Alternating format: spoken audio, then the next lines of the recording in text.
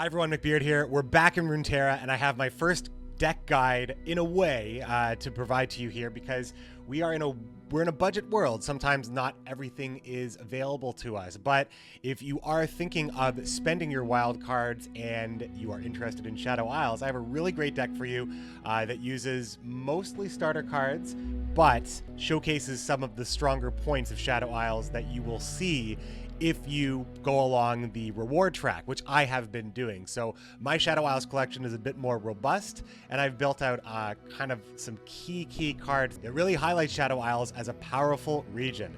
And Ionia splashes in here as well because they have some of the best splashable cards in Deny, Shadow Assassin, Zed, and Will of Ionia. So let's take a look at the deck. Because this is an early deck that I played, this is footage from around Monday, I believe, Sunday or Monday. I was running a lot of 2-ofs, and I still think that that's fine, but if you want consistency later on as you're refining your deck, you may have to consider putting 3-ofs. So they only had 2 Black Spears at the time and 3 Cursed Keepers, which I really like as a card. Cursed Keeper and Ravenous Butcher together put a 3-2 and a 4-4 on the board. It's an extremely potent early game combo and can often carry you to the late game where this deck really dominates. You have really strong drops like Elise. No real support for Elise, but Elise as a 2-drop card is very strong. A 2-3 that creates a 1-1 every time she attacks, and she's fearsome. And in some cases, she can level up herself if for some reason your opponent doesn't stop the spiders. A really great card you might want to pick up in Shadow Isles is Phantom Prankster. There are so many cards that make this possibly a game winner because I believe that every point counts. I think I actually say it in this gameplay. So there's a lot of things that die in Shadow Isles. Not only are you killing your own units, but there's a lot of units that are called ephemeral. And the best example of ephemeral is what Hecarim does on his attack. On his attack, he creates a Spectral Rider that will die when it strikes or when the round ends. Nothing keeps it alive unless you remove ephemeral. So in that situation, there's a lot of things that are dying all the time. And Elise does create tiny units that are likely going to die, and you are going to kill a lot of units with things like Glimpse Beyond, Ravenous Butcher, and Ethereal Remitter, which is one of my favorite cards to play with. It is a little RNG, but there's a lot of situations where you can get just amazing conversions from this card. So the units you probably want to use this on would be Cursed Keeper to start things off. There's a lot of units at 4 that can get you a lot of value, and there's a couple of units that actually have on-summon abilities that will trigger. If you use it on Shadow Assassin, which is totally fine, you lose the 2-2 and you can gain something like an Avaros and Hearthguard, which buffs your entire deck. The reason why I like using Ethereal Remitter so much on the Shadow Assassin is that the selection of 5-drops are quite good for a number of reasons. There are a couple of not good ones like the Ethereal Emitter or the Jeweled Protector. I guess the Funsmith, but at least that's an onboard ability. The other cards, however, are when I'm summoned, usually. I mean, the Chempunk Shredder is also pretty bad. But the Arachnoid Host, the Avaros and Hearthguard, the Radiant Guardian, the Legion General in some cases because we're running Will of Ionia. If you've cast Vengeance already in the game, you can end up with an 8-4 quick attack, even the Trifarian Shieldbreaker. There's a couple of bad ones, right? But it's usually something that's quite an upgrade to the 2-2 if you don't really care about the elusive, and this deck doesn't really care about the elusive. Sometimes you'll low roll, but usually you'll be pretty happy with getting something that has a really great on attack or a really great onboard effect. And now let's talk about the best part of Shadow Isles, the late game. Now Ionia has completely tapered off and we're dropping the big bombs. First of all, Hecarim, if you want to spend your champion wildcards, you won't regret building Hecarim because this card will seal the deal. This guy, without even leveling him up, attacks for 10.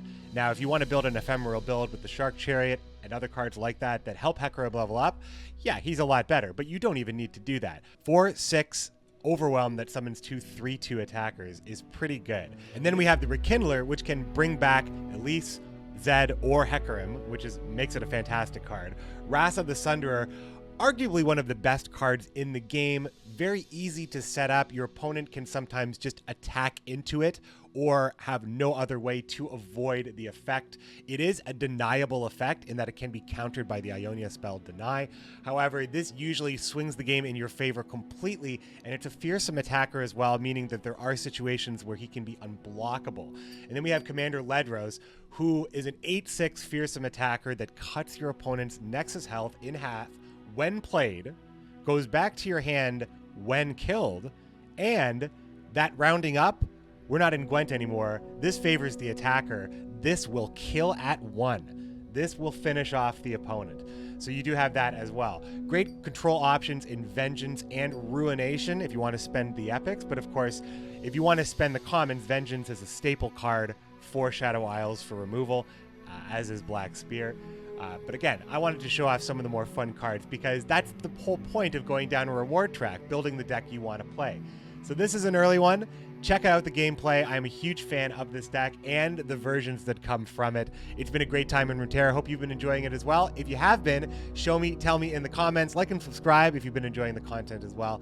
And thanks for watching. I'll see you next time. Rocks. Oh man, you know what's really fucked up? We just started listening to World War Z. Chapter 1 starts in China, yo. So this card Atrocity is kind of good. Kill an ally and deal its damage equal to its power to anything. So you have stuff like Rasa.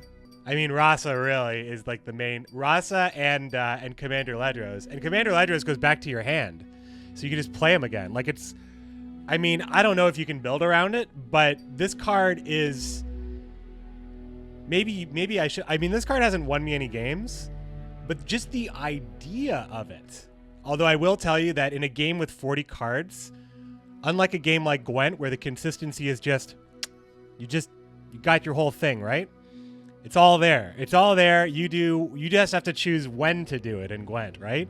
When you have a 1 of Ledros and a 1 of Atrocity, like if these, and even 2 Sunder is like, you'll go games without seeing this card. I don't think I'm really gravitating towards any particular strategy, except for the fact that I want to kill everything.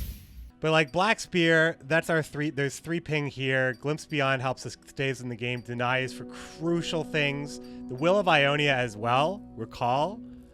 Let's say your opponent drops Darius.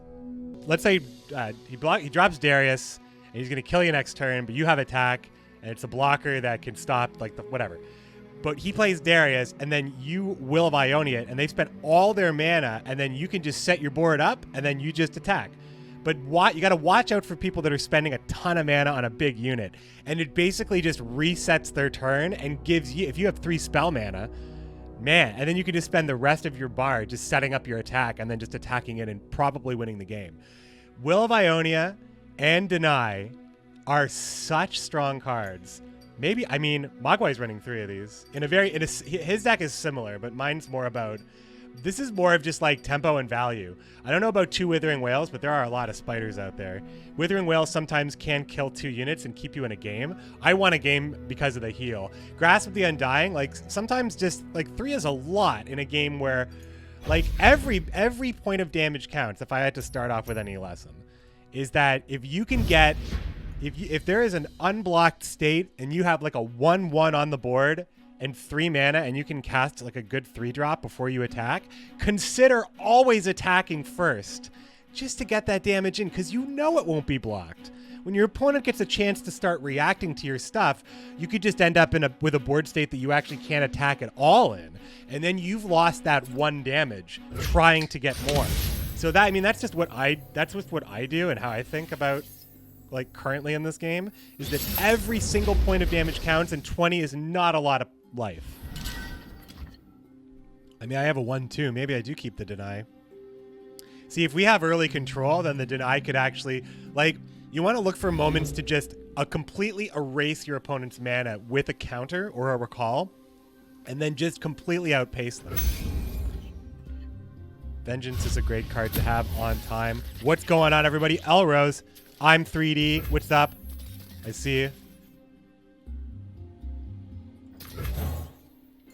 We have 2 hapless aristocrats, too. That's pretty good. Reporting in? No. What's up, Robbie-N? How you doing? Hope you guys are having a good time in Runeterra if you're playing it. Although, how's that lunar event going in Gwent, if anybody's out there in there? I haven't actually logged in a bit. So this is aggro. This is one of the first times I've run into like a deck that's running these aggro units outside of Arena. So usually we can just kind of slow them down with good blockers, and we have good blockers. Lady Elise, Yeah, this is going to be out for iOS like sooner than people think, probably. Yeah, like this is, I just take this trade because he's going to run out of cards. He's going to try to drop Jinx. Also, don't overvalue your stuff. Just like I say every point of damage matters, I mean that in the reverse way as well. Just always trade. I just always want to trade because I still have board advantage right now. Phantom Prankster. So like in this situation, right? Exactly what I said. I have a 1/1 on the board, 3 open mana, but I have some stuff I could play first. No, I take the damage. Have any advice for deck building in this game? You made 2 decks and you're struggling? Well, what factions are you playing? Yo, I love this card. Legion Marauder.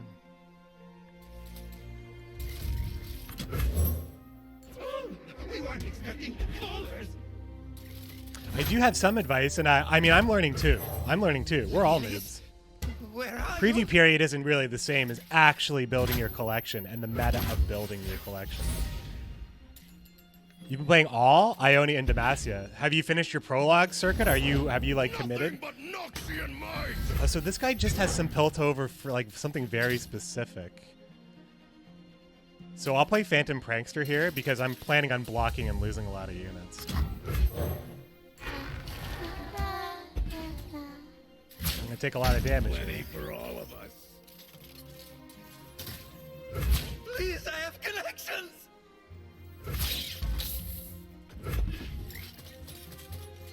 Because we have Grasp of the Undying, so that'll kill this. I took a little trample damage here, but so did he, in a way.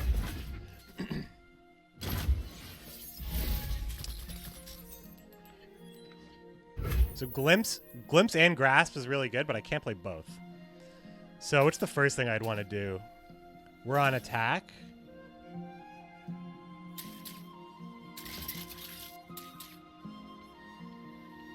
So I would get a point. No one ever blocks this because it just means I get a 4/4 for free. So generally this isn't blocked.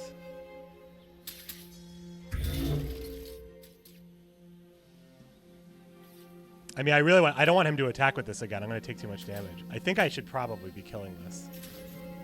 But I'm going to pass first. My opponent might just take the pass and go into attack. Fuse is lit. Okay.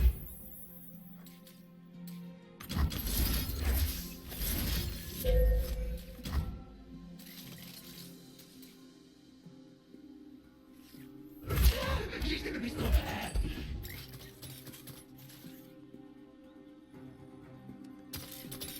Got the Happy Rat avatar. The new board's gorgeous.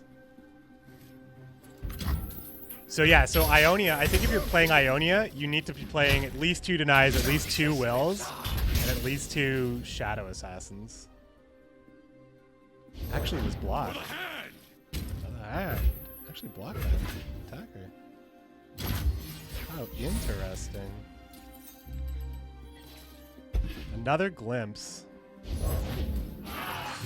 Oh, the Battering Ram, man. This card is scary. I think I have to Vengeance this because he spent all his mana on it, so we just go into our next turn. But I can't have this thing coming at me. Nope. Don't want that. So this is an example of like why control feels so good in this game is just being able to just, the mana is spent, so I'll spend mine, and then this is the attack. I get to trade here and block this here and get 2 more damage on his Nexus in the process. I'm dying for cards here.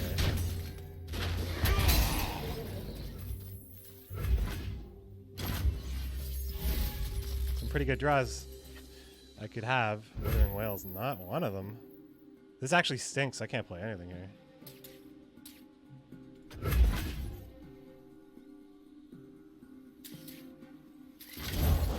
Coming in hot. Shit. I'm gonna have to block that with something. Coming in hot. They're both coming in hot. How can they both be coming in hot?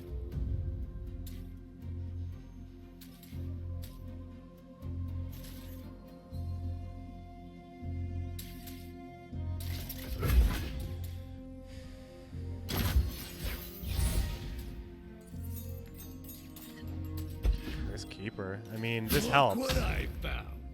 Come on, boys. Yeah, I can't be taking this damage, unfortunately.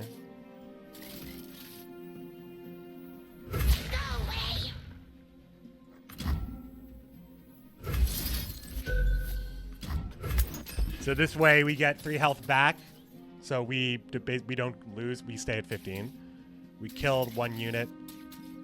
Oh no, it still deals 2 damage to us actually. No, we're at 13 at the end of this. Oh. Oh, double damage to the Nexus. And that's a burst. I can't stop that. Oh, am I dead? No, I'm still alive, but... Anyway, this is now considered blocked now, and I need to draw cards very badly.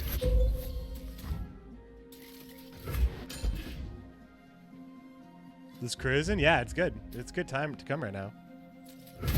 Oh, is it not open? Sorry, guys. Okay, that's a good card to draw. Steel Remitter is okay.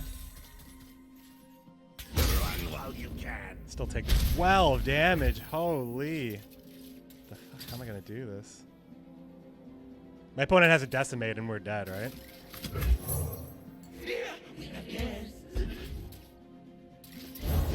You won't get past me.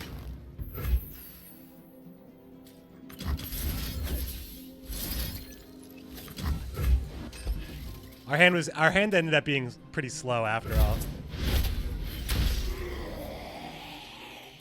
Black Spear is very helpful as well. Cast that right away.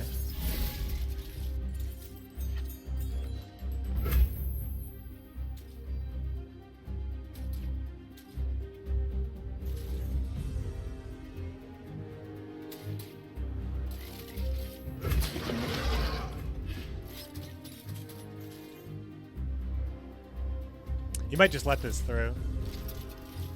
Let's do this. Okay.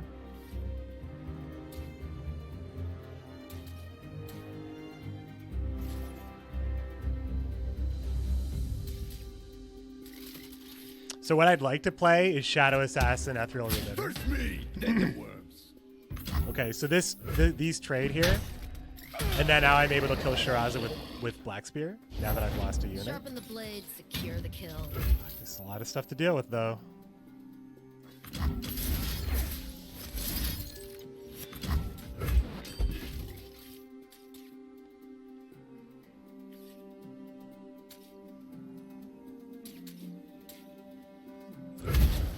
So now I can't play what I said I wanted to play. I can still play the Shadow Assassin. I can also play Hecarim. So I can only take a hit from him here. But he's got fuck with Challenger.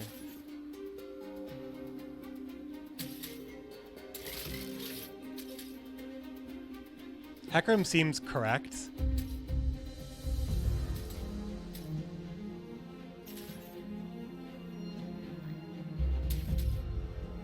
Hecarim is at least a good blocker.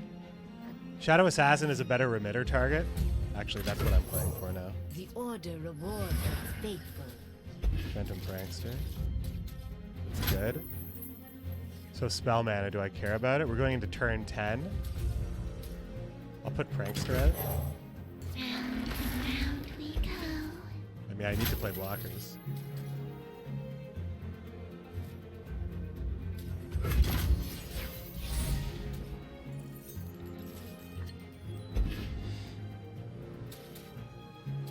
So Remitter is really good here, I think. Step with the heartbeat of Noxus.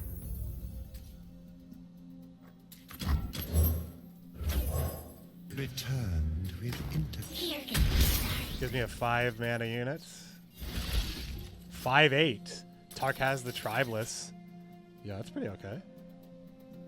5/8 blocker. Tell me more. That's good.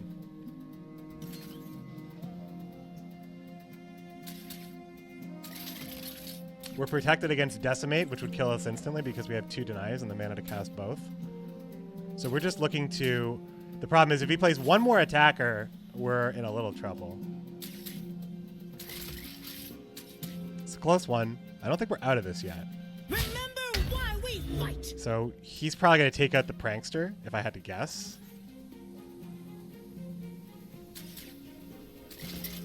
He may not challenge anything, though.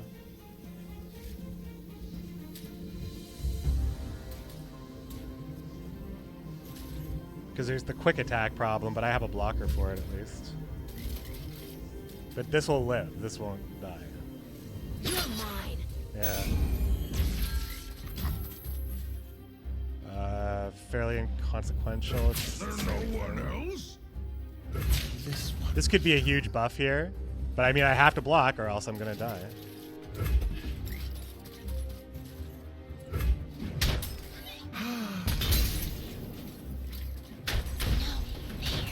Quick attack kills the... I mean, the prankster doesn't have any attack anyway. Pass. So, on attack, Tarkaz actually... Well, if this thing... Well, this can't block. Will of Ionia. This is actually very excellent to have in hand. So, we have enough mana to cast Will of Ionia and Hecarim and Deny.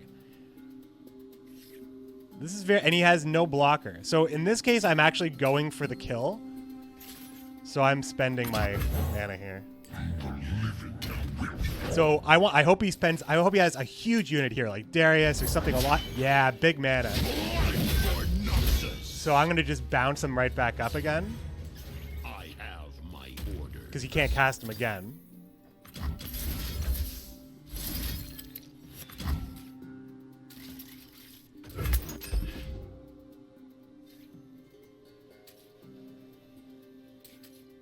So I know at least he can't cast this again. So if he can't cast this card, we will win. Because he doesn't have a blocker. 30,000 people are watching Plague Inc. I still have lethal. With the 2 ephemeral. They brave or stupid?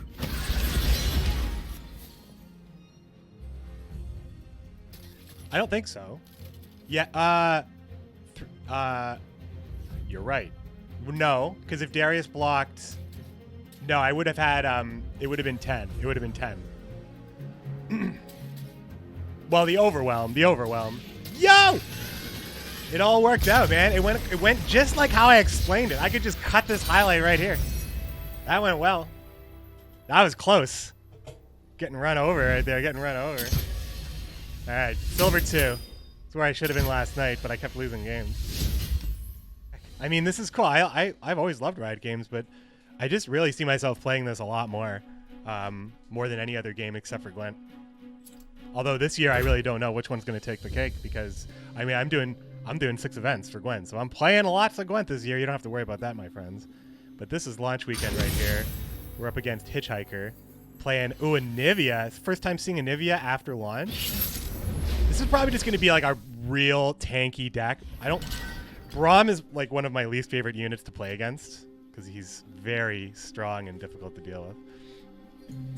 I don't think Withering Wail will matter. I think Will of Ionia will because I'll probably be recalling a Nivea, but I don't know if I want that in my hand now. When I could have stuff like Aristocrat and stuff.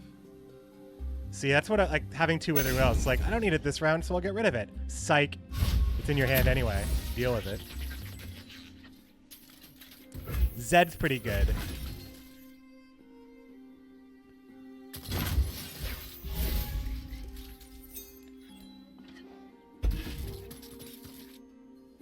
Not having my opponent have a round 1 play is also pretty good. I imagine this is a minion-heavy deck, but I could be wrong. Freljord is... I think Freljord and Ionia are the most, like, intricate and interesting factions because of what they're able to do and how, like, they mechanically work. Ionia especially has got some really... I mean, Elusive is kind of like, duh, but everything else is pretty interesting. Like, the stunning and the recalling.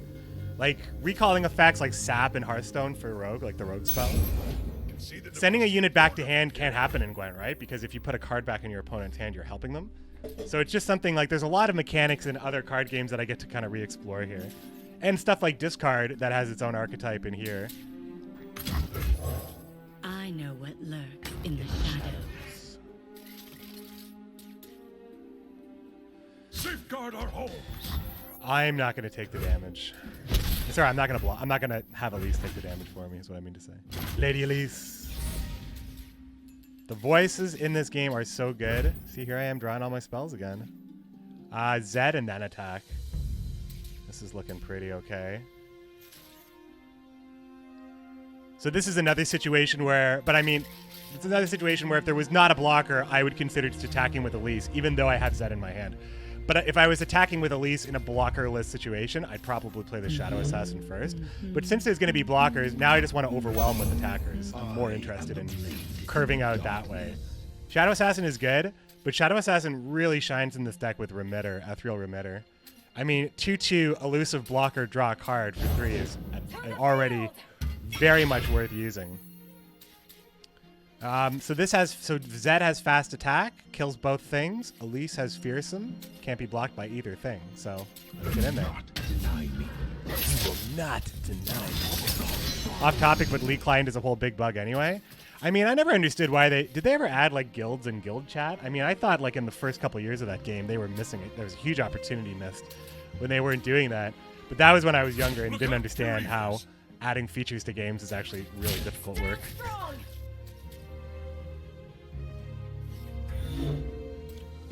Yeah, I just felt like I came up short, but I felt like I had it at any given time. The thing about losing a Gwent game is like, when I feel like I'm losing a Gwent game, I don't think I have it. I don't think I have it. All right, we got some hits in. We got Zed leveled up halfway. We're going into our next turn here with 1 spell mana, which means we can cast Withering Wail if we need to. It also means that we can cast... No, it doesn't mean anything else. That's all it means. I would like to cast Shadow Assassin, though. I don't see any reason. If you have exactly 1 ally granted... How much mana is that spell? That's a cool spell. 3 mana burst spell +3/+3 is actually very fearsome.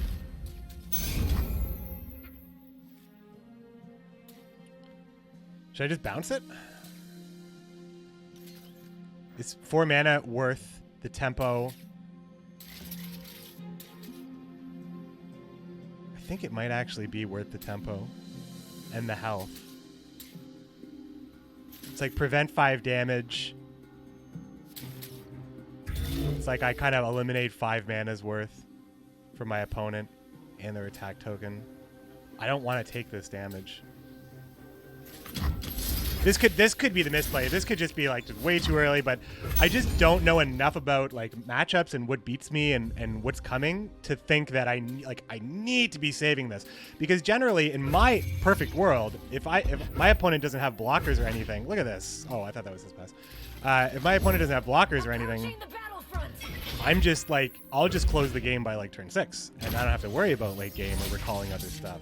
So I'll deny some very inconsequential stuff sometimes. So Zed now has Shadow Shift, so this actually will save Zed's life potentially. We have 6 mana now. We go for this attack. He has no blockers for our most dangerous units, which means Zed will level up, which is actually very dangerous for my opponent. I don't even have any cards that really care about copying Zed's stats, but man, look at this. We're hitting him for 4 more. He's at 6 already. This is nasty. I wonder why he chose to not block the spider. He takes no damage from that. Why would he not block the spider? I think that was definitely a misplay. Yeah, free trade, right? Hi there, pals. Free trade. We like free trades in coffee and in Legends of Runeterra.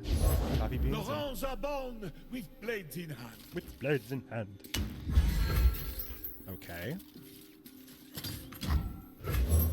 Give me something good. My life for the order. My life for the order.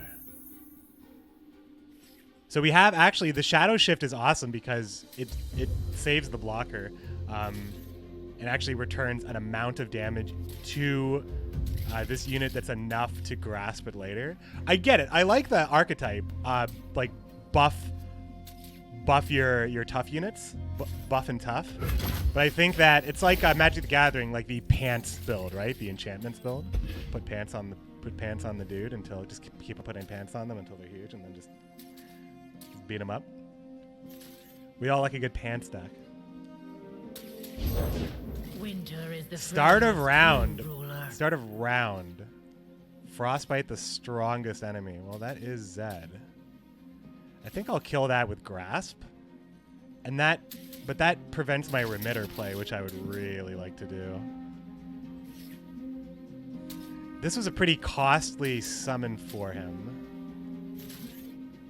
Grasp is more important. He's almost dead. We need to really get that damage in. I think this might just be the play that wins the game for us. Because if he doesn't have the blockers, I just have too many extra. I have too many. He can't block this. If he's blocking Elise, he's not blocking anything that's killing him like Zed. So with only 3 mana left and no deny, and any way to save this unit, I will deny myself because I can afford it. I think we win here.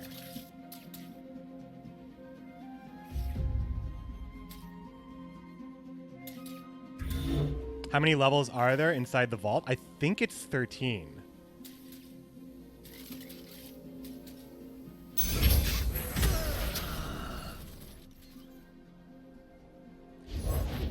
Well, sorcery is a slow spell, right? That's basically the same thing. You can only cast it during a main phase, and the opponent can respond to it every single time. So, I think it's pretty right on.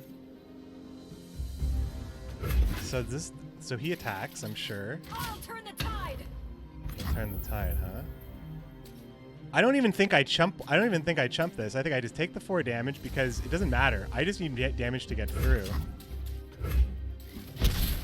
Yeah, slow is sorcery. Deny is instant. And burst is like a faster speed altogether. The burst spells actually frustrate me sometimes because you may like go to the Oracle Eye and be like, okay, I live this turn. And then it's like burst buff, you're dead. I'm like, no. But you gotta know that stuff, I guess. Yeah, we're done here. We're not using this Shadow Shift. All right, I think this is pretty good for us. Another deny just for good measure. Okay, we're going for the lethal here. We also have a way of turning a 1/1 into a 3/2. So You won't suffer long. I don't think there's a way my opponent can do this without having a clear of some kind. But Avalanche is a slow spell. So the reason why slow spells feel gross sometimes is when you have attack priority and you initiate an attack, you lock out every slow spell as any kind of response because you can't cast it during a battle. And you choose when to go to battle. It's not like I want to end my main phase and my opponent has a main phase. Actually, hold on. I'm thinking about... No, the turns are so dynamic at all times. I pity you. So we win with Shadow Shift.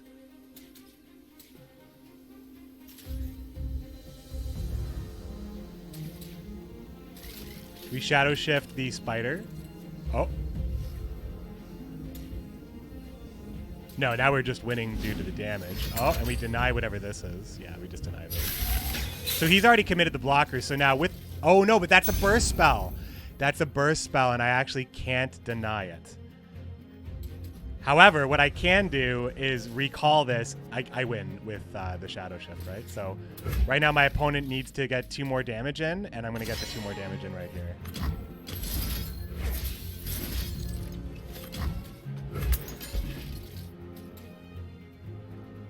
And that's the game, I believe. Don't look twice. Oh! Boom! Goodness. You dare.